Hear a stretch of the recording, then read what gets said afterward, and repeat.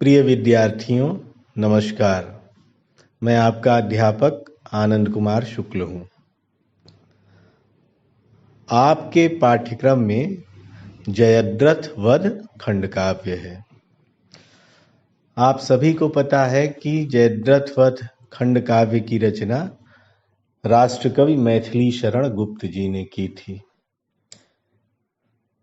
इससे पहले भी जब मैंने आपको कुछ रचनाएं पढ़ाई तो उन रचनाओं को पढ़ाने के क्रम में मैंने आपसे कहा था कि जब भी आप कोई रचना पढ़ें तो उस रचना को पढ़ते हुए या पढ़ने के क्रम में सबसे पहले उस रचना के रचनाकार के विषय में अवश्य पढ़ें, उसके कवि व्यक्तित्व के विषय में, उसके ऊपर जिन काव्य प्रवृत्तियों या साहित्य प्रवृत्तियों का असर पड़ा उन प्रवृत्तियों के विषय में, और वह किस प्रकार की रचना के लेखन में प्रवृत्त हुआ, यानी उस रचनाकार की विधागत विशिष्टता के बारे में भी आप अवश्य जानें और समझें। क्यों जानें और समझें? इस विषय पर हम चर्चा कर चुके हैं, बहुत चर्चा नहीं करेंगे, लेकिन इतना समझ लीजिए, एक बार फिर से मैं कहना चाहूँगा कि जब आप केवल रचना को शुद्ध शाब्दिक निर्मिति के तौर पर पढ़ेंगे या पढ़ने की कोशिश करेंगे तो आप रचना के कई अर्थगत रूपों से वंचित रह जाएंगे। आप उसका बहुत ही साधारण भावार्थ तो समझ लेंगे क्योंकि रचना शब्दों में लिखी जाती है, एक भाषा की निर्मिति है, तो आप उन शब्दों के माध्यम से रचना के भावार्थ को समझने में तो सक्षम हो पाएंगे, लेकिन उस रचना के जो ध्वन्यर्थ हैं और रचना के जो विविध आयाम हैं, उन विविध आयामों और ध्वन्यर्थों से आप अपना जुड़ाव नहीं प्रस्तुत कर पाएंगे। आप समझ ही नहीं पाएंगे कि एक रचना किस प्रकार से न केवल अपने युग के लिए प्रासंगिक थी बल्कि आज हमारे इस दौर के लिए भी क्यों सार्थक है। बहुत सारे प्रश्न थे और उनमें से तमाम प्रश्नों को मैंने आपको समझाया भी था कि एक रचना को पढ़ते समय उसके रचनाकार के बारे में क्यों पढ़ना चाहिए। आपको उन सभी स्थितियों को याद रखना चाहिए, समझना चाहिए, और जब भी आप परीक्षा केंद्र में या परीक्षा के दौरान ऐसे प्रश्नों का हल प्रस्तुत करें, यानी कोई व्याख्या हो अथवा कोई सप्रसंग भावार्थ लिखने का प्रश्न आए, तो वहाँ तो आपको इन सब बातों का ध्यान रखना ही होगा। वहाँ तो आपको रचनाकार के मूल मंतव्यों, उसकी साहित्य प्रवृत्तियों की आवश्यकता पड़ेगी ही। लेकिन यदि आप के परीक्षा में सीधे सीधे रचनाकार पर ही प्रश्न आ जाए तब तो यह जानना और समझना बेहद सार्थक होगा। यानी आप रचनाकार के बारे में पढ़कर उसकी काव्य प्रवृत्तियों, उसकी जीवन स्थितियों, उसके द्वारा लिखी गई अन्य रचनाओं, उन अन्य रचनाओं की स्थितियों, साक्ष्यों, इन सब चीज़ों के बारे में पढ़ करके आप कहीं न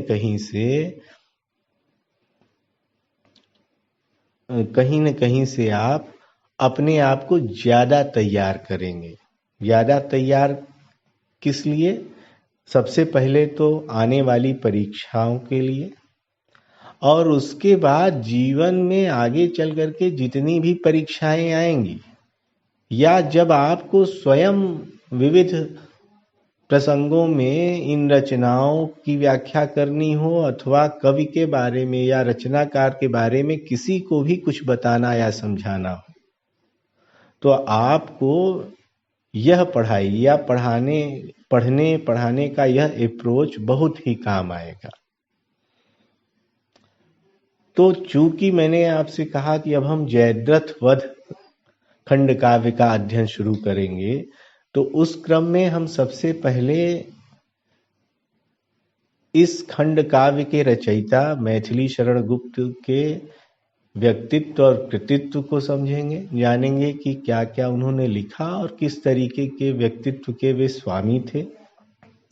और फिर हम यह समझेंगे कि मैथिली शरण गुप्त पर किन रचनात्मक प्रवृत्तियों का सर्वाधिक प्रभाव पड़ा, वे कौन सी साहित्यिक प्रवृत्तियां थीं जिसने एक व्यक्ति मैथिली शरण गुप्त को राष्ट्र कवि मैथिली शरण गुप्त में परिवर्तित कर दिया। यानी व्यक्ति से एक राष्ट्र कवि बनने की जो प्रक्रिया है और उस प्रक्रिया के बीच में जो साहित्यिक प्रवृत्तियों का योगदान है, हम उसको भी समझेंगे। तो सबसे पहले हम शुरू करते हैं कि मैथिली शरण गुप्त जी का व्यक्तित्व और कृतित्व कैसा था। देखिए, जब आप व्यक्तित्व और कृतित्व की बात करते हैं तो उनकी जन्म और उनकी मृत्यु, इन दोनों की चर्चा आप करते हैं, लेकिन आपको कोई कुंडली नहीं बनानी है कि आप बिल्कुल ठीक डेट याद रख लें। डेट याद है बहुत अच्छी बात है, लेकिन अगर वर्ष याद है तब भी आपका काम चलेगा। जोर समझने पर होना चाहिए, जोर याद करने पर कतई नहीं होना चाहिए। ये बात आप बिल्कुल अपने दिमाग में बैठा लें।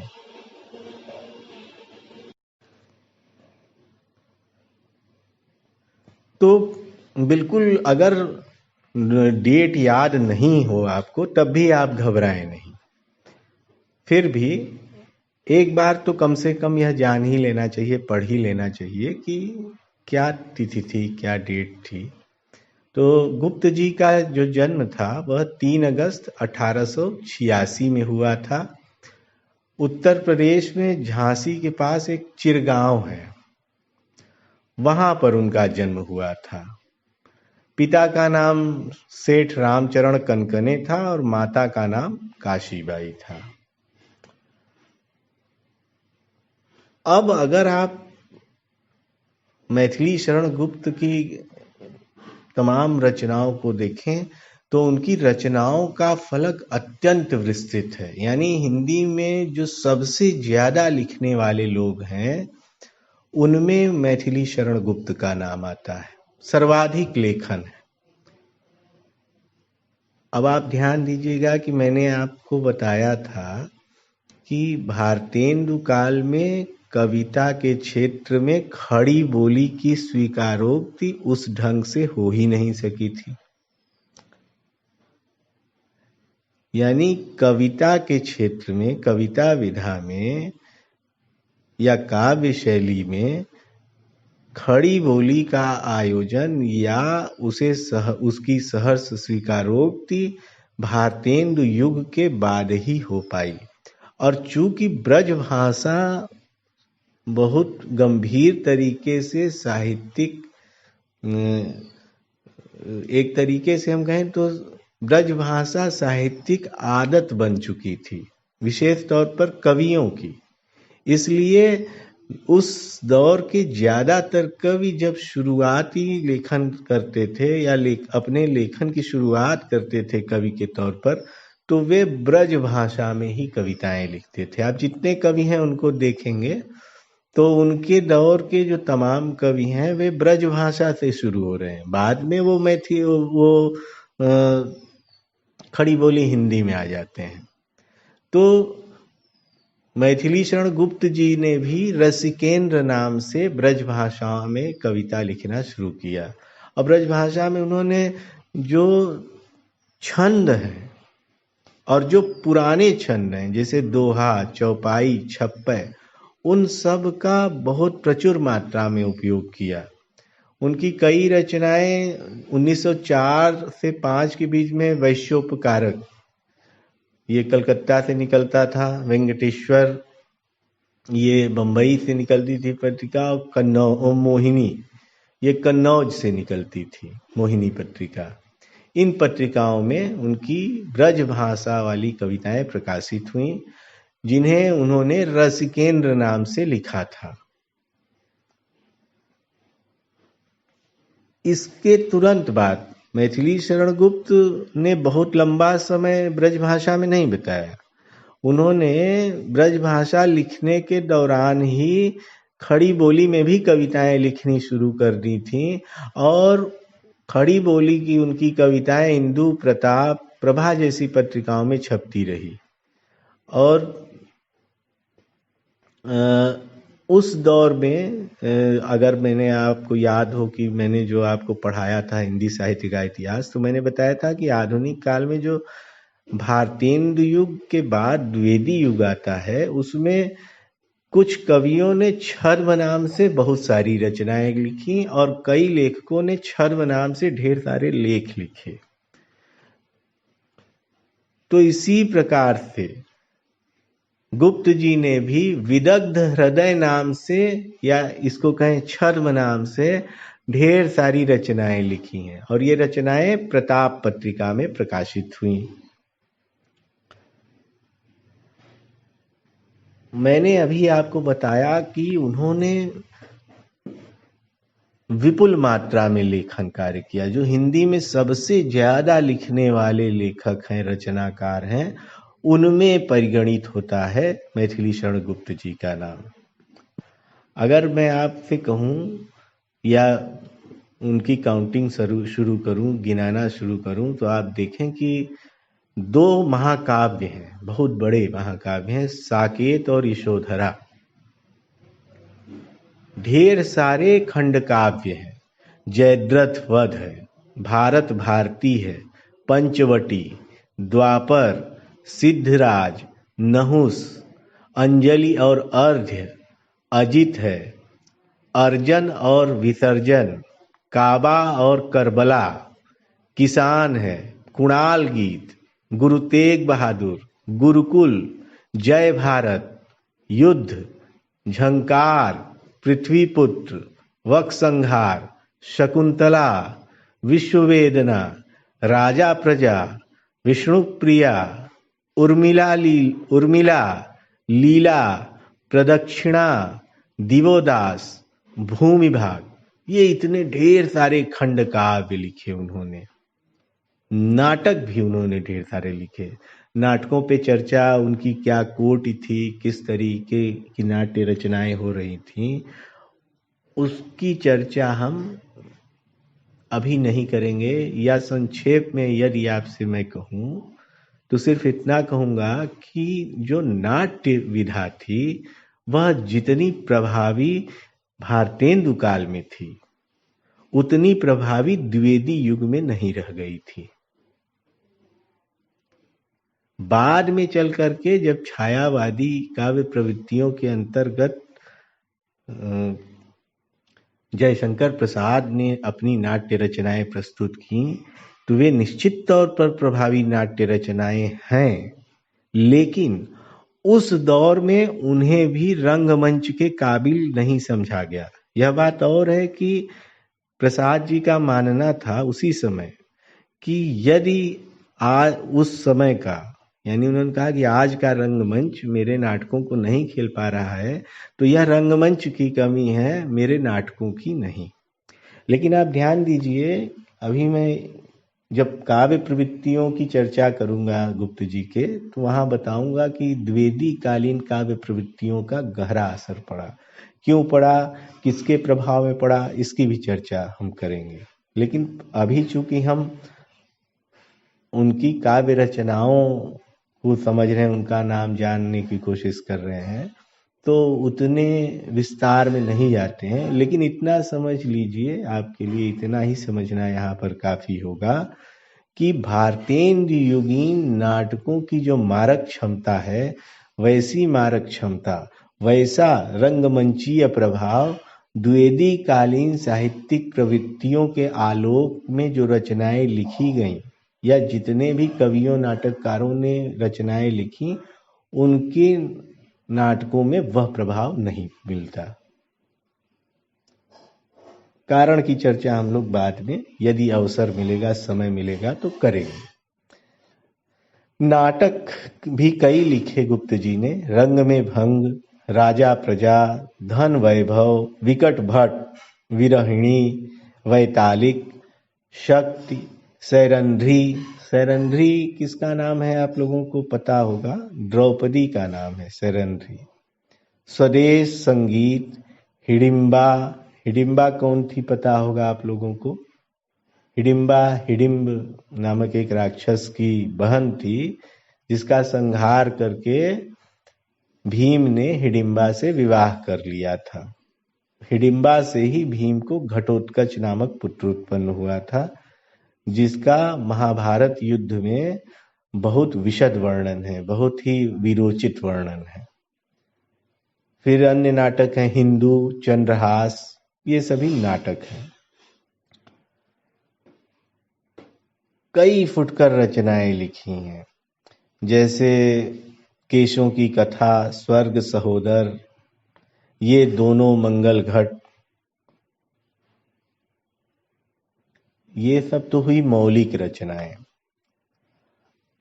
कई रचनाओं का गुप्त जी ने अनुवाद किया। और मैंने आपको जब हिंदी साहित्य के इतिहास के विविध कालखंडों के को पढ़ाने के दौरान आधुनिक काल को पढ़ाया था, तो मैंने आपको बताया था कि हिंदी के आधुनिक काल के जो दो आरंभिक युग हैं, भारतेंदु युग और द्विवेदी युग, इन दोनों युगों में अनुदित रचनाओं की उपस्थिति बहुत केंद्रीय थी। उन्होंने साहित्य को एक तरीके से दिशा दी। तो गुप्त जी ने ढेर सारे अनुवाद भी किए।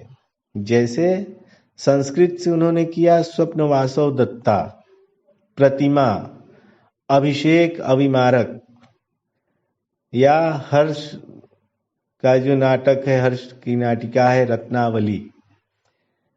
बंगाली भाषा से उनका एक बहुत महत्वपूर्ण अनुवाद माना जाता है मेघनाद वध। यह माइकल मधुसूदन दत्त द्वारा रचित रचना है। इसका बहुत गंभीर प्रभाव बाद में चल करके बहुत चर्चित यह अनुवाद था, मेघनाद वध। उसके अलावा विरहिणी विरजांगना, प्लासी का युद्ध, फारसी से रुबाइयात उमर खय्याम। आप ध्यान दीजिए कि रुबाइयात उमर खय्याम का अनुवाद ढेर सारे लोगों ने किया। और सबसे ज्यादा जो आप लोगों को पता होगा वह रुबाइयात उमर खय्याम, यानी उमर खय्याम की रुबाइयों का अनुवाद जो सबसे ज्यादा प्रसिद्ध है वह हरिवंश राय बच्चन का प्रसिद्ध है। कई बार लोगों को पता ही नहीं होता कि गुप्त जी ने भी उमर खय्याम की रुबाइयों का अनुवाद किया। लेकिन आप यह समझ लीजिए, जान लीजिए कि रुबाइयात उमर खय्याम नाम से उन्होंने उमर खय्याम की रुबाइयों का अनुवाद किया। कविताओं का संग्रह उनका उच्छ्वास है और पत्रों का संग्रह पत्रावली है।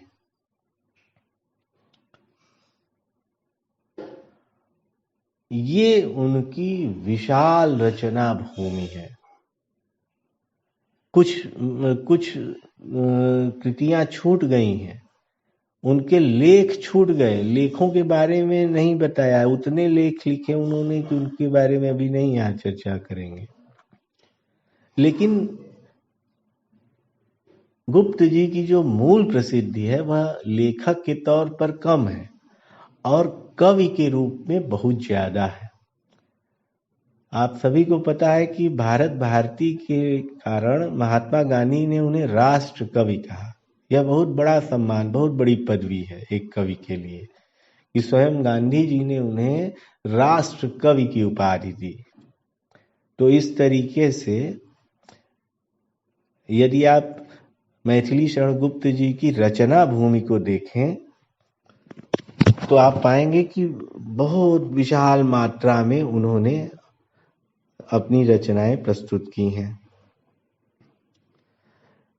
गुप्त जी की मृत्यु 1964 में हुई, 12 दिसंबर 1964।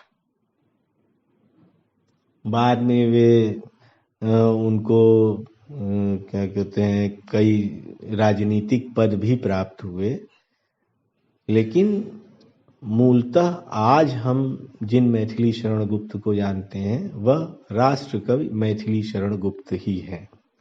कई पुरस्कार मिले उन्हें, जैसे साकेत के लिए हिंदुस्तान अकादमी का पुरस्कार मिला, साकेत के लिए ही मंगला प्रसाद पारितोषिक पुरस्कार मिला उन्हें, साहित्य वाचस्पति मिला, भारत सरकार द्वारा पद्म भूषण अवार्ड भी उन्हें मिला 1954 में। तो इस तरीके से उन्हें ढेर सारे पुरस्कार भी प्राप्त हुए। पहला जो काव्य संग्रह था गुप्त जी का, उसका नाम था रंग में भंग, और उसके बाद दूसरा था जयद्रथ वध। यही जयद्रथ वध आप पढ़ेंगे इस कोर्स में। यह जो हम पढ़ रहे हैं, तो हम जयद्रथ वध को पढ़ने की ही तैयारी कर रहे हैं। इसके बाद उन्होंने बंगाली में काव्य ग्रंथ मेघनाथ वध ब्रजांगना का अनुवाद किया। 1912-13 में राष्ट्रीय भावनाएं, बहुत अभी इसकी चर्चा हम जब उनकी काव्य प्रवृत्तियों को के बारे में जानेंगे तब करेंगे, लेकिन अभी इतना समझ लीजिए कि तीव्र राष्ट्रीय भावनाओं से ओतप्रोत भारत भारती का प्रकाशन हुआ। यही वह भारत भारती है जिसके कारण उन्हें राष्ट्र कवि की उपाधि दी थी महात्मा गांधी जी ने, अभी मैंने आपको बताया। फिर स्वप्न वासव दत्ता का अनुवाद किया। 16-17 में साकेत की रचना प्रारंभ की। साकेत बहुत महत्वपूर्ण ग्रंथ है। साकेत क्यों महत्वपूर्ण है? दरअसल बहुत पहले, या बहुत पहले न कहें तो लगभग, क्योंकि साकेत का जो आपका प्रकाशन वर्ष है वो 16-17 के आसपास है, लेकिन 16-17 से काफी पहले रविंद्रनाथ टैगोर ने बांग्ला में एक लेख लिखा था, काव्यारेर उपेक्षिता। इस लेख में बताया गया था कि किस प्रकार से भारतीय महाकाव्य, विशेष तौर पर जो संस्कृत में लिखे गए महाकाव्य हैं, खंड काव्य हैं, नाट्य रचनाएं हैं, उनमें पुरुष पात्र का नायकत्व ज्यादा प्रबल है, या कहें कि वही प्रबल है। स्त्री कितनी भी महत्वपूर्ण भूमिका में हो, लेकिन उसका नायकत्व बहुत ही दुर्बल है। उस दुर्बलता को दूर करने के लिए, उस दुर्बलता को खंडित करने के लिए साकेत महाकाव्य की रचना की। आप सभी को पता है, कहीं न कहीं से आपने पहले भी पढ़ा होगा कि साकेत की काव्य नायिका उर्मिला है। उर्मिला कौन है? लक्ष्मण की पत्नी। सीता तो राम के साथ वन में चली जाती हैं, पति का सानिध्य उन्हें मिला रहता है, लेकिन दो महिलाएं बहुत महत्वपूर्ण हैं, भरत की पत्नी और लक्ष्मण की पत्नी। भरत अयोध्या में ही रह जाते हैं, लेकिन राजमहल का परित्याग कर देते हैं, एक प्रकार से परिवार का परित्याग कर देते हैं, सिंहासन के नीचे जमीन भूमि पर बैठकर अयोध्या का राज चलाते हैं, और पत्नी से भी संबंध नहीं रखते। लेकिन फिर भी भरत की खबर तो उनकी पत्नी को मिलती ही रहती है। एक तरीके से पत्नी के लिए यह भी आसरा था। लेकिन लक्ष्मण की पत्नी, 14 वर्षों का अथाह वियोग, ऐसा त्याग, ऐसा महान त्याग की प्रतिमूर्ति जिसका भारत के महाकाव्यों में कोई वर्णन ही नहीं, कोई श्रेय ही नहीं, उसी से श्रेय की स्थापना के लिए, उर्मिला को स्थापित करने के लिए, यह बताने के लिए कि यह त्याग वह महान त्याग है जिसे अभी तक प्रकाशित ही नहीं किया गया, उसी त्याग को स्थापित करने के लिए उर्मिला को मुख्य नायिका बनाते हुए, या एक तरीके से काव्य नायक बनाते हुए साकेत महाकाव्य की रचना की। एक चीज और आप लोगों को जानना चाहिए कि उस दौर में जैसे आजकल भी प्रकाशकों का जोर बहुत रहता है, उस दौर में भी प्रकाशकों का जोर बहुत रहता था। किसको छापेंगे, किसको नहीं छापेंगे, कब प्रकाशित करेंगे, कुछ ठीक ठाक ढंग से कहा नहीं जा सकता था। तो बहुत सारे बड़े बड़े कवि हुए, बहुत सारे बहुत बड़े बड़े रचनाकार हुए जिन्होंने अपना ही प्रेस खोल दिया। तो जैसे जयशंकर प्रसाद ने बहुत सारी अपनी पुस्तकें खुद अपने ही प्रेस से छापी, अपना प्रकाशन हाउस स्थापित किया। वैसे ही मैथिली शरण गुप्त ने भी अपने प्रेस की स्थापना कर ली और अपनी ही पुस्तकें छापी। उसके बाद आप देखें तो ये जो साकेत और पंचवटी हैं, ये 1931 में पूर्ण हुए। 1931 में ही देखिए, गांधी जी का प्रभाव तो 15-16 से ही पड़ने लगा था भारत की राजनीति पर। लेकिन अब यहाँ प्रश्न है यह है कि गांधी जी के निकट कब व्यक्ति पहुंचा। तो 1931 के आसपास गुप्त जी गांधी जी के निकट पहुंचे, उनसे निकट संपर्क हुआ जिसको कहें तो। 32 में यशोधरा लिखी गई और गांधी जी ने उन्हें राष्ट्र कवि की उपाधि दी या संज्ञा प्रदान की। एक व्यक्तिगत सत्याग्रह का आंदोलन गांधी जी ने शुरू किया था और उसमें भाग लेने, उसका समर्थन करने के कारण 16 अप्रैल 1941 को उन्हें गिरफ्तार कर लिया गया। पहले झांसी जेल में रहे, फिर आगरा जेल शिफ्ट हो गए। बाद में 7 महीने बाद आरोप सिद्ध नहीं हुआ तो उन्हें छोड़ दिया गया। कई विश्वविद्यालयों से गुप्त जी को डीलिट की उपाधि मिली, साहित्य वाचस्पति बनाए गए, या जो विश्वविद्यालय के जो मानद उपाधियां होती हैं उनको मिली। जैसे आगरा विश्वविद्यालय से, काशी हिंदू विश्वविद्यालय से।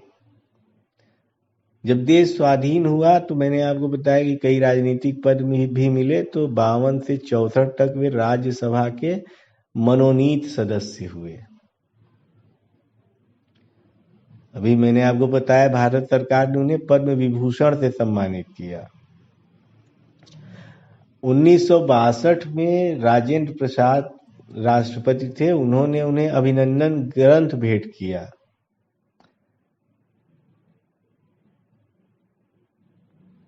तो इस तरीके से अगर हम देखें तो बहुत विशद जीवन रहा है मैथिली शरण गुप्त का, और उतना ही विशद, और या कहें कि उस जीवन से ज्यादा विशद, विशाल, उदार और उदात्त उनका रचना कर्म रहा है।